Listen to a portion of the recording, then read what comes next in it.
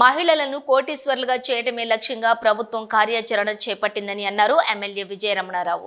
పెద్దపల్లిలో మహిళా శిశు వికలాంగుల వయోవృద్ధుల శాఖ ఆధ్వర్యంలో 48 లక్షలతో నిర్మించిన సఖీ నూతన భవనాన్ని ప్రారంభించి అనంతరం మహిళా దినోత్సవం సందర్భంగా నందన గార్డెన్లోని నిర్వహించిన వేడుకల్లో పాల్గొని అనంతరం నిమ్మానపల్లిలోని ఇందిరమ్మ ఇళ్ల నిర్మాణం కోసం భూమి పూజ చేశారు. ఈ సందర్భంగా ఆయన మాట్లాడుతూ మహిళలను కోటీశ్వరులుగా చేయడమే లక్ష్యంగా ప్రభుత్వం కార్యాచరణ చేపట్టిందని అన్నారు. ప్రతి నిరుపేదలకు ఇల్లు అందేలా చర్యలు తీసుకుంటామని అన్నారు. ఈ కార్యక్రమంలోని జిల్లా సంక్షేమ అధికారి Venugopal, municipal commissioner Akula Venkatesh, market committee chairman Eerla Swaroopa, Congress నాయకులు పాల్గొన్నారు. సఖీ కార్యాలయాన్ని ఇవాళ ప్రారంభించుకోవడం జరిగింది. చాలా సంతోషం.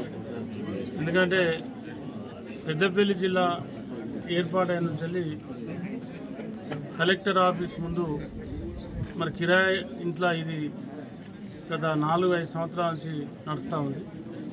ఇవాళ ప్రభుత్వం భూమి కేటాయించి 48 లక్షలు వెచ్చించి మరి సఖీ కేంద్రాన్ని ఒక మంచి కార్యాలయాన్ని మనం కట్టుకోవడం జరిగింది. అంటే ఒక ప్రశాంతమైనటువంటి వాతావరణంలో మరి ఇది ఉండడం అనేది మనందరికి కూడా చాలా సంతోషం.